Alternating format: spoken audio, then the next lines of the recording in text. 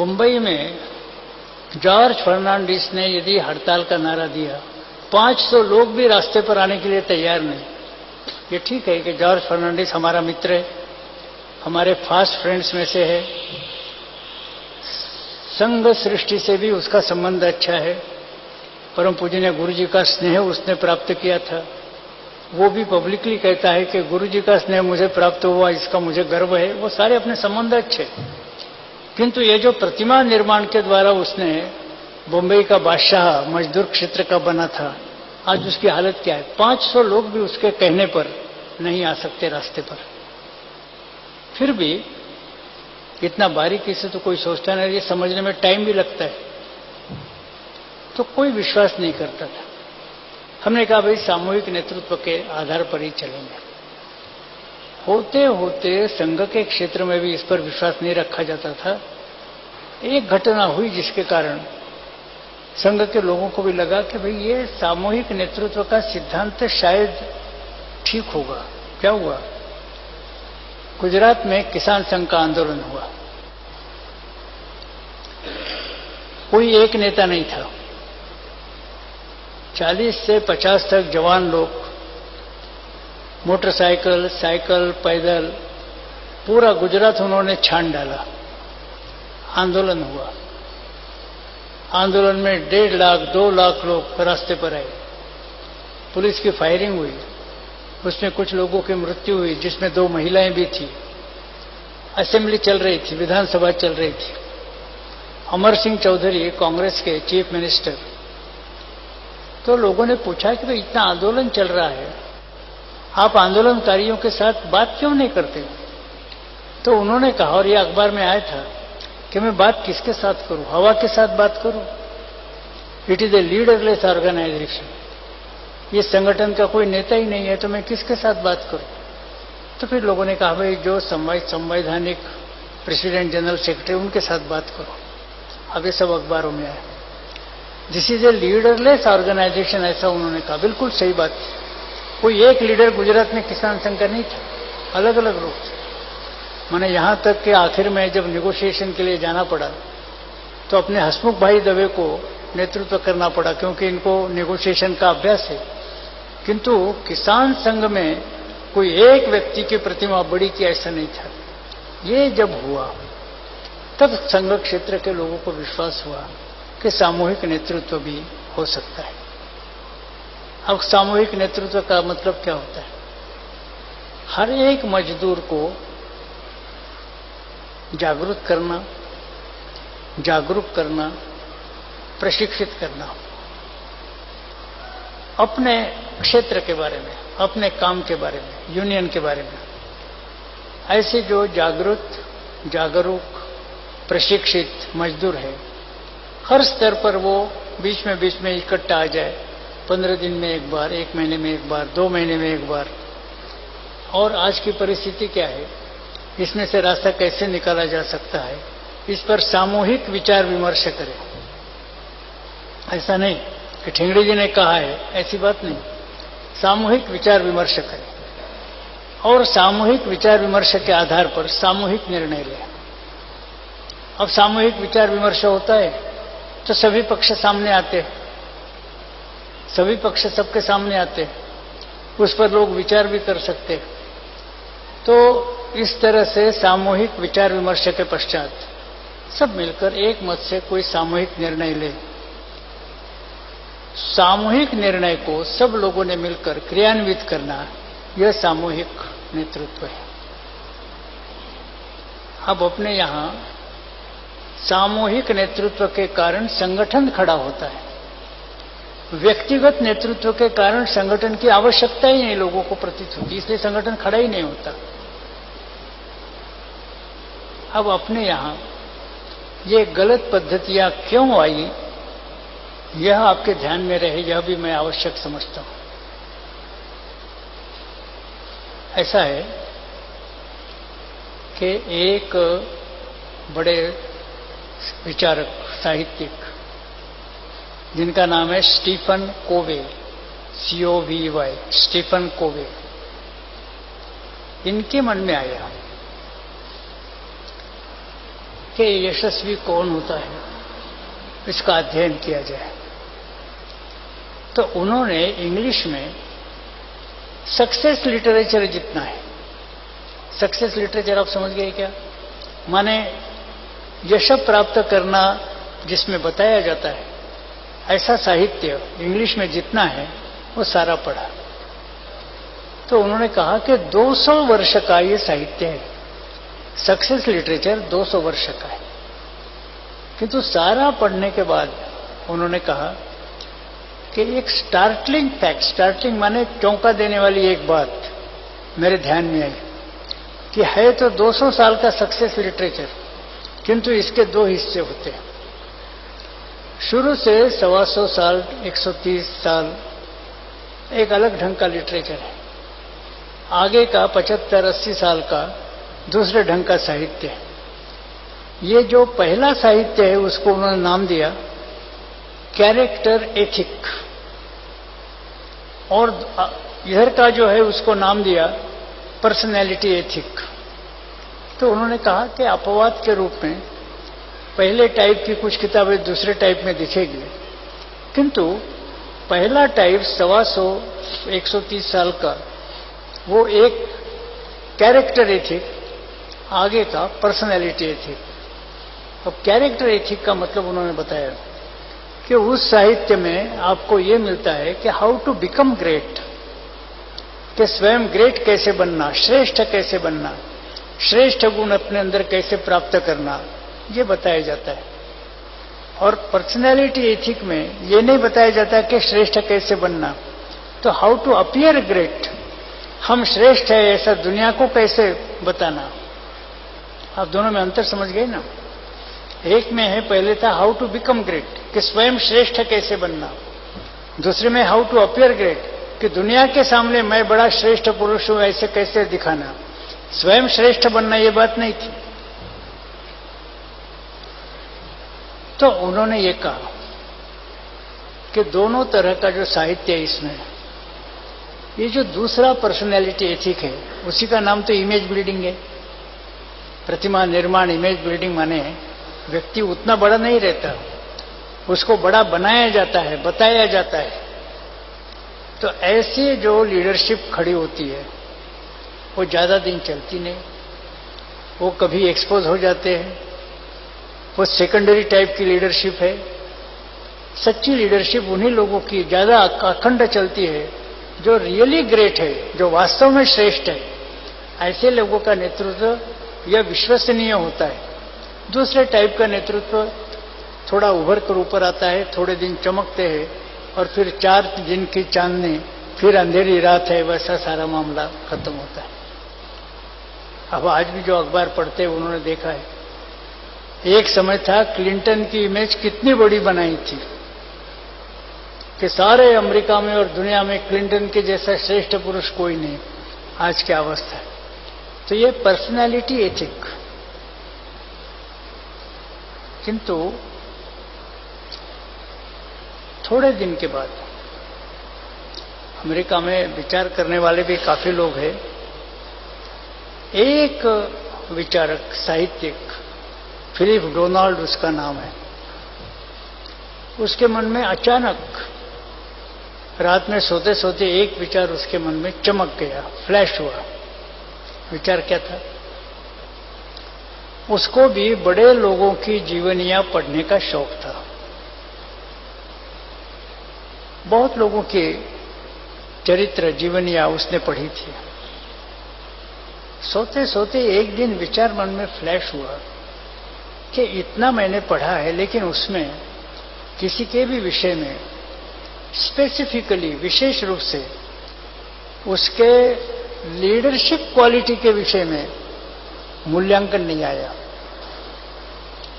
हर एक व्यक्ति के बारे में बहुत कुछ आया है, जीवन की सभी घटनाएं आई है, उसके बड़प्पन के कई उदाहरण आए, किंतु लीडर के नाते काम करना, इस दृष्टि से उसकी क्वालिटी क्या थी, लीडर के नाते उसके प्लस पॉइंट माइनस पॉइंट क्या थे, लीडर के नाते उसके अच्छे और बुरे ऐसे स्वभाव के दोष और गुण क्या थे, ऐसा क्रिटिकल इवैल्यूएशन यानी मूल्यांकन ऐसा मूल्यांकन किसी के भी बारे में पढ़ने में नहीं आया। ये बात उसके मन में चमक गई। तो उसने सोचा कि भाई देखना चाहिए कैसा इवैल्यूएशन कहीं है क्या। अब किसके बारे में देखेंगे? तो उसको प्रिय ऐसा नेता अब्राहम लिंकन था। आपने भी नाम सुना होगा। अब्राहम लिंकन उसको बहुत प्रिय था और इंग्लिश साहित्य में अब्राहम लिंकन के बारे में सबसे ज्यादा साहित्य निर्माण हुआ है, सबसे ज्यादा लिखा गया है। इसने सारा पहले ही पढ़ा था। वो स्मरण करने लगा कि अब्राहम लिंकन के बारे में इतना लिखा गया है और वह सही है, प्रतिमा निर्माण वाली बात नहीं है उसमें, जो सही है वही लिखा गया है। किंतु उसमें लीडरशिप के नाते उसकी क्वालिटी क्या है यह तो नहीं आया। तो उसने सारे वाचनालयों को पत्र भेजा, सारे बुकड़े पोस्ट को पत्र भेजा, सारे साहित्यिकों को पत्र भेजा कि भाई मैं ये जानना चाहता हूं critical evaluation of the leadership quality of Abraham Lincoln. Abraham Lincoln के नेतृत्व गुण के विषय में मूल्यांकन। यही विषय लेकर यदि कहीं कुछ लेख आया होगा या कुछ पुस्तक होगी, आप मुझे बताइए। सब लोगों ने जवाब भेजे और कहा कि ऐसा कहीं भी आया नहीं। ऐसा ये विषय लेकर कि नेतृत्व के गुण दोष क्या है, तो ऐसा अब्राहम लिंकन के बारे में कहीं भी लिखा नहीं गया, ऐसा आया। तो उसको आश्चर्य हुआ। जिस अब्राहम लिंकन के बारे में इतना साहित्य निर्माण हुआ है उसके विषय में ये बात आई नहीं। अब कैसा विचार करना? तो उसके मन में दूसरी बात है कि अब्राहम लिंकन के बारे में वो फिलिप डोनाल्ड ने सोचा मैं इवैल्यूएशन करूं क्या? तो उसने सोचा मैं तो छोटा आदमी हूं। दूसरा उपाय उसके मन में आया, वो उसने किया कि लीडरशिप क्वालिटी के विषय में अब्राहम लिंकन के ही क्या विचार थे, अब्राहम लिंकन की ही लीडरशिप के बारे में क्या धारणा थी, कौन सी लीडरशिप अच्छी है, कौन सी लीडरशिप खराब है, इसके विषय में वो क्या सोचते थे।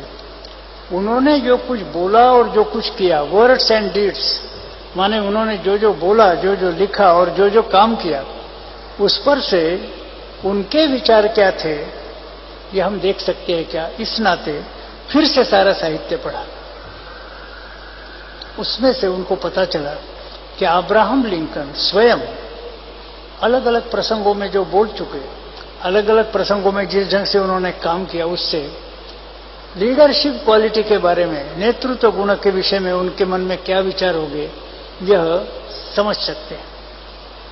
तो उन्होंने ऐसा सारा इकट्ठा करके किताबें लिखी। लिंकन ऑन लीडरशिप किताब का नाम है।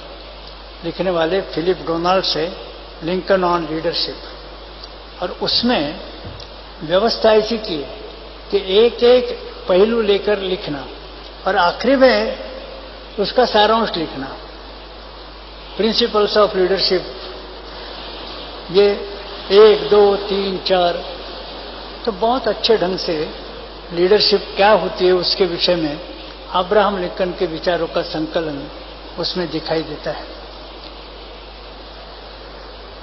अपने यहां अभी ये पद्धति नहीं है, किंतु हमारे अंग्रेजी पढ़े लिखे लोग पश्चिम का अनुकरण करते हैं। उधर जो विचार प्रवाह चलते हैं वैसा ही ये चलते हैं।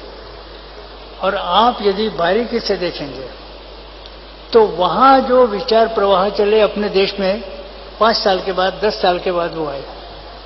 जैसे पहले वहां कैरेक्टर एथिक का साहित्य था, तो आप देखेंगे कि अपने यहां भी शुरू की जो पीढ़ियां हुई उसमें ऐसे ही लोग आए जो कैरेक्टर एथिक वाले थे। हाउ टू बिकम ग्रेट, स्वयं श्रेष्ठ बनना चाहिए, यह विचार रखकर काम करने वाले लगभग उसी पीरियड में थे जो पीरियड उन्होंने कैरेक्टर एथिक का यूरोप का दिया है। और फिर आप देखेंगे कि वहां पिछले 70-80 साल में प्रतिमा निर्माण, इमेज बिल्डिंग का काम शुरू हुआ। अपने यहाँ भी उसी पीरियड में शुरू हुआ। अब यह संयोग की बात है कि 1947 में हमें स्वराज्य मिला, इसलिए सामान्य आदमी को बताने के लिए हम कहते हैं भाई 47 के पहले परिस्थिति अलग थी, 47 के बाद अलग हुई। लेकिन मोटा मोटी ब्रॉडली यदि आप देखेंगे तो पश्चिम में कैरेक्टर एथिक जब तक था, हमारे यहाँ भी वो आया। लोग श्रेष्ठ बनने का प्रयास करते थे, और वहां जब पर्सनैलिटी एथिक आया कि श्रेष्ठ बनना नहीं है, श्रेष्ठ दिखाना है खुद को, वो पीरियड अपने यहाँ भी इमेज बिल्डिंग का आया। इसलिए अपने यहाँ भी ये चल रहा है कि नेता की इमेज बढ़ाना, नेता की प्रतिमा बढ़ाना, और इसके कारण संगठन कभी खड़ा होता ही नहीं। मैंने कहा कि उधर अच्छे विचारक भी जो है वो सभी बातों पर विचार करते हैं, तो एक श्रेष्ठ विचारक ने ये इमेज बिल्डिंग पर भी विचार किया। उसका नाम है पीटर ड्रकर। पीटर ड्रकर ये साइंस ऑफ मैनेजमेंट का प्रमुख माना जाता है आजकल। वैसे तो साइंस ऑफ मैनेजमेंट के कई लोग हो गए, लेकिन आज पीटर ड्रकर का नाम अग्रसर है। उसने इस विषय का अध्ययन किया, और अध्ययन करने के बाद इस विषय पर उसने जो लिखा उसका टाइटल ही है बीवेयर ऑफ करिश्मा। नेता का करिश्मा होता है ना, तो उसने लिखा, उसका टाइटल ही है बीवेयर ऑफ करिश्मा। और उसमें उन्होंने ये दिया कि ये जो नेता का करिश्मा बढ़ाना, तो ये बहुत घातक बात है। इसके कारण नुकसान हो, लोग आलसी बन जाते हैं, स्वयं विचार करना छोड़ देते हैं, विचार करने का ठेका एक आदमी को दिया जाता है, वो गड़बड़ करेगा तो उसको फिर इलाज कुछ नहीं रहता। और फिर बताया कि जिसको हम ठेका देते हैं उसका भी दिमाग बिगड़ जाता है, अहंकारी बन जाता है, फिर वो संगठन के नाते विचार नहीं करता। तो personal likes and personal dislikes, ये मुझे पसंद है, ये मुझे पसंद नहीं है,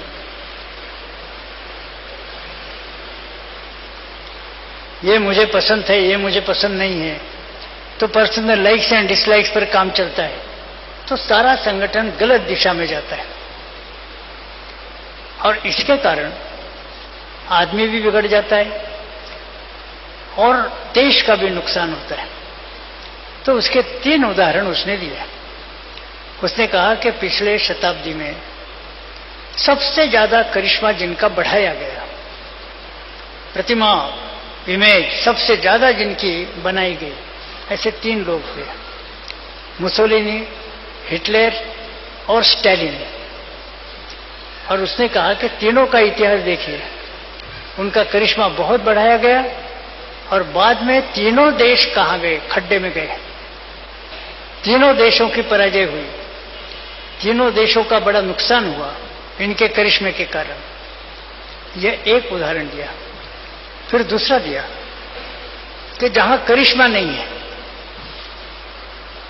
इमेज नहीं है, लेकिन काम करने की क्षमता है, हाउ टू बिकम ग्रेट, ये विचार जहां है, ऐसे लोगों ने कुछ काम किया है क्या? तो उन्होंने नजदीक के इतिहास के 2 उदाहरण दिए। दूसरे महायुद्ध के पश्चात पहला उदाहरण दिया जर्मनी का। दूसरे महायुद्ध में जर्मनी उद्ध्वस्त हो गया था, उद्ध्वस्त हो गया था, और कोई पॉलिटिकल लीडर बाकी नहीं था। तो जर्मनी का कारोबार कौन करेगा? तो उस समय एक आर्मी ऑफिसर को राज्य प्रमुख बनाया गया। उसका नाम था एडनॉवर। एडनॉवर को राज्य प्रमुख बनाया गया। वो आर्मी ऑफिसर था, पब्लिक लाइफ में नहीं था, पॉलिटिकल लाइफ में नहीं था, इसलिए उसकी कोई इमेज नहीं थी। लेकिन सेना में काम करने वाले लोगों में ये बहुत ऑनेस्टी, इंटीग्रिटी का आदमी है, प्रामाणिक है, जिद के साथ काम करता है, वगैरह वगैरह। तो सेनाधिकारी के नाते इसकी प्रसिद्धि थी, लेकिन वैसे सार्वजनिक राजनीतिक इमेज इसकी कुछ नहीं थी। इसके हाथ में देश का काम है। लोग सोचने लगे इसके कोई इमेज नहीं है, क्या करेगा? लेकिन 3-3.5 साल के अंतर्गत नए जर्मनी की नींव उसने डाली। कोई उसकी इमेज नहीं थी, किंतु अखंड काम करते हुए, 24 घंटा काम करते हुए, प्रामाणिकता से काम करते हुए, जो विषय अपने को नहीं समझते वो समझने के लिए रात रात जागरण करते हुए विषय समझ लेना, इस तरह से 3-3.5 साल के अंदर नए जर्मनी की नींव डाली। ये एक उदाहरण दिया। और दूसरा उदाहरण इससे भी इंटरेस्टिंग है। महायुद्ध के पश्चात प्रमुख कौन बना? ट्रूमन बना, क्योंकि प्रेसिडेंट रूजवेल्ट की मृत्यु हुई थी और प्रेसिडेंट रूजवेल्ट ने ट्रूमन को वाइस प्रेसिडेंट के नाते अपॉइंट किया था। इसलिए अपॉइंट किया था कि प्रेसिडेंट, ये ट्रूमन ये इनकॉम्पिटेंट है, ये सबको मालूम था। जनरली प्रेसिडेंट अमेरिका के अपने वाइस प्रेसिडेंट को ऐसे आदमी को लेते हैं जो बेकाम होगा, जो इनकॉम्पिटेंट होगा, ताकि प्रतिस्पर्धा निर्माण न हो। तो इसको इनकॉम्पिटेंट, बेकाम समझकर वाइस प्रेसिडेंट बनाया था और तभी से उसके बारे में मजाक, खिल्ली उड़ाना अमेरिका में चलता था। तो इंग्लिश में एक कहावत है, टू अर्र इज ह्यूमन। तो इसकी खिल्ली उड़ाने के लिए लोग कहते थे टू अर्र इज ट्रूमन, गलती करना ये ट्रूमन का नाम है, ऐसा बोलते थे। माने इसकी माइनस इमेज थी, अच्छी इमेज नहीं थी, ये बात छोड़िए, उसकी माइनस इमेज थी। प्रेसिडेंट रूजवेल्ट की मृत्यु के बाद वही प्रेसिडेंट बन गया। सब ने कहा कि अब तो मर गए, ये आदमी कहां हमको खड्डे में डालेगा। लेकिन ये बहुत गंभीरता से अपना काम करने लगा। इसने भी एडनॉर के समान ही, जो विषय अपने को समझता नहीं वो रात रात जागरण करके समझा लेना, सभी विषयों में गति प्राप्त करना, सभी लोगों के साथ संपर्क करना, इतना जबरदस्त काम किया कि महायुद्ध के पश्चात अमेरिका का जो पहला स्टेबिलिटी जो लाई गई, स्थैर्यता अमेरिका को लाई, ये एक महान कार्य ट्रूमन ने किया, जिसकी कोई इमेज नहीं थी, कोई प्रतिमा नहीं थी, उसने किया। ऐसे दो उदाहरण पीटर ड्रकर ने दिए और कहा कि निष्कर्ष यह है, बीवेयर ऑफ करिश्मा, ये करिश्मा से बचो, किसी का करिश्मा मत बढ़ने दो। हम लोग इससे पहले से बचे हैं। हम एक व्यक्ति का करिश्मा बढ़ाना, इस पर विश्वास नहीं करते। और इसीलिए आपने देखा होगा कि हमारे यहाँ कुछ नियम ऐसे हैं जो अन्य किसी संस्था में, देश में नहीं। उदाहरण के लिए आपने सुना होगा कि अपने यहाँ एक नियम है कि किसी भी नेता का जन्मदिन, किसी भी व्यक्ति का जन्मदिन नहीं मनाना। सब संस्थाओं में नेताओं के जन्मदिन मनाए जाते, अपने यहाँ नियम है कि किसी का जन्मदिन नहीं मनाना। वैसे अपने यहाँ नियम है किसी भी व्यक्ति की जय जयकार नहीं करना। 16-17 साल के पहले हरिद्वार में अपने वर्किंग कमेटी ने यह डायरेक्टिव दिया, रेजोल्यूशन पास किया, डायरेक्टिव दिया कि भारतीय मजदूर संघ में किसी भी व्यक्ति की जय जयकार न हो। संयोग की बात ऐसी थी कि उसके तुरंत बाद उदयपुर में अपने शंभू दादा का एक फंक्शन था। तो सबसे पहले मैं दिल्ली आकर हवाई जहाज पकड़कर उदयपुर आया। तो मैं गया, तब तक ये जो हरिद्वार का निर्णय है किसी को मालूम नहीं था। वहां शंभू दादा ने 8,000 लोगों का एकत्रीकरण किया था। हम गए तो हमारे नाम से जय जयकार हुई, हमको मालाएं पहनाई गई, सारा हुआ। अब वो मैं जाने वाला था, इसलिए भारतीय मजदूर संघ के बाहर के कुछ बीजेपी के लोगों को भी उन्होंने बुलाया था और व्यवस्था थी कि भाई इसके पश्चात, फंक्शन के पश्चात, ये जो बाहर के कुछ लोग हैं उनके साथ नजदीक के होटल में चाय पान, ये भी व्यवस्था थी। तो जय जयकार हुई, मालाएं पहनाई गई, हम डायस पर गए और फिर हमारी बारी आई भाषण की। तो मैंने कहा कि मैं आपके प्रति कृतज्ञता प्रकट करना चाहता हूं। आपने जो हमारा स्वागत किया, बड़े प्रेम से स्वागत किया, इसके लिए मैं आभारी हूं। और ईमानदारी की बात यह है कि जब आपने हमारी जय जयकार की तो हमारे अहंकार को भी बड़ा सुख प्राप्त हुआ। लगा कि मैं भी कुछ कम नहीं हूं। 8,000 लोग मेरी जय जयकार कर रहे हैं, तो मेरा भी सीना तन गया था। लेकिन एक क्षण में मायूसी आ गई, क्योंकि एक घटना का स्मरण हुआ जो आपको पता नहीं है, मैं आपको बताना चाहता हूं। अभी हरिद्वार में अपने वर्किंग कमेटी की बीएमएस की मीटिंग हुई और उसमें उन्होंने आदेश दिया है हम सब के लिए कि किसी भी व्यक्ति की जय जयकार न की जाए। तो आप जय जयकार करते हैं तो मुझे अच्छा लगता है, मेरा अहंकार जरा खुश हो जाता है। लेकिन जब यह आदेश का मैं विचार करता हूं तो फिर दुख होता है कि अरे इतने हजारों लोग मेरी जय जयकार करने के लिए उत्सुक है, लेकिन आदेश है किसी की जय जयकार न करे तो मेरी भी नहीं होगी, इसलिए मैं बहुत दुखी हूं। ऐसा हमने भाषण में कहा। अब भाषण के बाद जो बाहर के सज्जन थे उनके साथ और कार्यकर्ताओं के साथ नजदीक के होटल में चाय पान का कार्यक्रम था। तो एक राजनैतिक मित्र मेरे पास ही बैठ गए। मैं कहा, ठेंगड़ी जी, आपने जो बताया क्या वाकई ऐसा आदेश जारी किया गया है? हमने कहा जारी किया, इसीलिए तो बताया। आप प्रश्न क्यों पूछ रहे? नहीं, मुझे लगा बोले कि आप मजाक में बोल रहे हैं। हमने कहा मजाक में क्यों बताए, वास्तव में यह सामने आदेश जारी किया है। तो एकदम उनके मुंह से आया, अरे। हमने कहा क्यों, आपको क्या पीड़ा हो रही? नहीं, बोले ऐसा है ना, मजदूर संघ, संघ, जनसंघ, ये सारा एक ही होता है, तो आपस में मिलना जुलना होता है। तो आपकी ये जो बीमारी है जय जयकार न करने की, कहीं हमारे क्षेत्र में भी आ जाए तो बड़ी मुश्किल होगी। हमने कहा चिंता मत कीजिए, हम दूसरा सर्कुलर इश्यू करेंगे कि आप जहां जहां जाएंगे वहां, कारण रहे या न रहे, इन सीजन आउट ऑफ सीजन, आपकी ही जय जयकार करना, ये सर्कुलर हम इश्यू करेंगे। लेकिन हम मजदूर संघ में किसी की जय जयकार हम नहीं होने देंगे। तो ऐसे जो पागल जैसे कुछ नियम अपने यहां जो बनाए गए, इसके कारण यहां व्यक्तिवाद नहीं पनप सकता।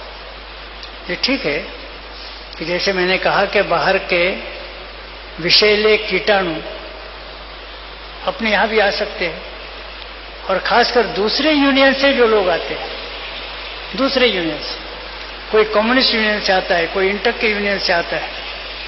तो जो आदमी दूसरे यूनियन में 8 साल रहा है, 10 साल रहा, 12 साल रहा, वहां के वायुमंडल में घुल मिल गया है, सोचने की आदतें वहां की हो गई है, व्यवहार का ढंग आपसी वहां का हो गया, तो एकदम आपके बीएमएस में आने के बाद तुरंत वह बीएमएस माइंडेड हो जाएगा, ये सोचना गलत है। आदमी बीएमएस का मेंबर होता है तो हम कहते हैं कि 2 फेजेस में बीएमएस की सदस्यता है। पहले फेज में बाहर के यूनियन का आदमी यहां आता है, बीएमएस की रिसीट काटता है, तो वो फिजिकली, कॉन्स्टिट्यूशनली, टेक्निकली बीएमएस का हो गया। वो यूनियन छोड़ दी, बीएमएस की यूनियन का मेंबर बना, तो फिजिकली यानी शारीरिक दृष्टि से, टेक्निकली यानी तांत्रिक दृष्टि से, कॉन्स्टिट्यूशनली यानी संवैधानिक दृष्टि से वो बीएमएस का हो गया। लेकिन हम उनको वही बताते हैं कि आप बीएमएस के पहले फेज में है, लेकिन आप सच्ची बीएमएस नहीं बने। आप सच्ची बीएमएस तब बनेंगे जब आइडियोलॉजिकली एंड साइकोलॉजिकली, माने सैद्धांतिक दृष्टि से और मानसिकता की दृष्टि से आप जब बीएमएस हो जाएंगे, तब हम आपको सच्चे मेंबर बताएंगे। अब आपके ये एनएफपीटीए के लोग भी जब आए, तो हमने पहले ही अधिवेशन में कहा कि आप बीएमएस में आए हैं, लेकिन बीएमएस के पूरे नहीं हुए, वहां की आदतें आपको पहले भूलना पड़ेगा। एनएफपीटीए में गलत आदतें जो लगी है, उसमें आप 8-10 साल रहने के बाद इधर आ रहे हैं, तो एकदम इधर आते ही सारे आपके विचार और विचार की पद्धति बदल जाएगी, ऐसा तो नहीं है। तो आपको पहले वो भूलना पड़ेगा और फिर यहाँ के जो संस्कार है वो ग्रहण करना पड़ेगा। नहीं तो आज आपकी अवस्था ऐसी रहेगी कि 8-10 साल के जो गलत व्यवहार की पद्धति या सोचने के ढंग, ये सारे आपके मन में हैं। आप शरीर की दृष्टि से बीएमएस में पहुंचे। तो हमारे इधर एक ऐसा उदाहरण देते कि एक आदमी हर दिन मंदिर में जाता था और एक दिन जाते जाते उसकी चप्पल फट गई। तो उसके मन में आया कि भाई बार बार चप्पल बदलना पड़ता है, अच्छा है कि बूटे ही ले लेंगे। तो फिर 8-10 साल पैसा खर्च नहीं होगा। तो बाटा साहब ने उसके लिए जो खास 500-350 रुपए का बूट बनाया वो खरीद लिया, मंदिर में आया। अब मंदिर में प्रवेश द्वार के पास रखना पड़ता है तो वो रख दिया। वो बड़ा भक्त था, अंदर आया, हर दिन अंदर आता था, मूर्ति को प्रणाम करता था, आंखें मूंद कर प्रणाम करता था। तो उसको ध्यान में वो सामने की मूर्ति भगवान की आती थी। लेकिन आज क्या हुआ कि उसने वो बूट बाहर रख दिया 500-350 रुपए का, अंदर आया, भगवान के सामने खड़ा रहा, प्रणाम किया और आंखें मूंदकर जब ध्यान किया तो भगवान की मूर्ति ध्यान में नहीं आती थी, वो 500-350 रुपए का बूट ध्यान में आता था कि मैं यहां हूं, कोई बूट लेकर चला जाएगा तो मेरा कितना नुकसान होगा। तो हमने कहा कि शरीर मंदिर में है, मन जूते में है। ऐसी आप लोगों की अवस्था है कि शरीर बीएमएस में है और मन एनएफपीटीए में है। तो ये अवस्था बदलनी चाहिए। आप कोशिश कीजिए, हम आपकी सहायता करेंगे।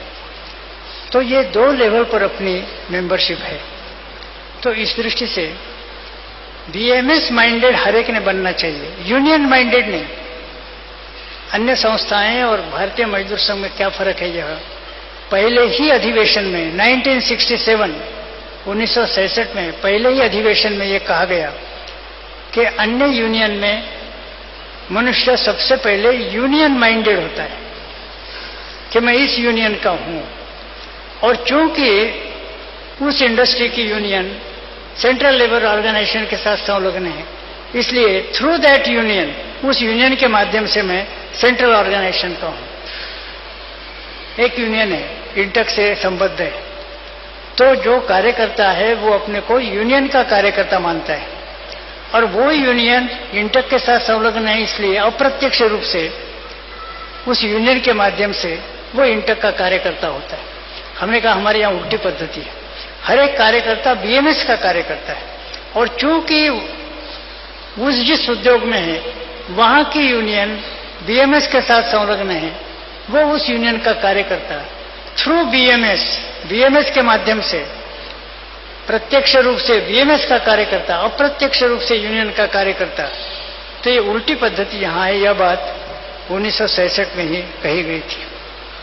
ये सारी बातें ध्यान में रखकर अन्य संस्थाओं से हमारा सोचने का ढंग अलग है, नेतृत्व के बारे में विचार अलग है, नेता का व्यवहार कैसा हो इसके विषय में उनके विचार, हमारे विचार, इसमें अंतर है। और खासकर राजनीतिक क्षेत्र में जो नेतागिरी के गुण चलते हैं उनको तो हम पूरी तरह से गलत मानते हैं, उनका हम स्वीकार नहीं करेंगे। ये सारी बातें ध्यान में रखकर यदि हम काम करेंगे तो अपने अपने क्षेत्र में अच्छा संगठन हम खड़ा कर सकेंगे।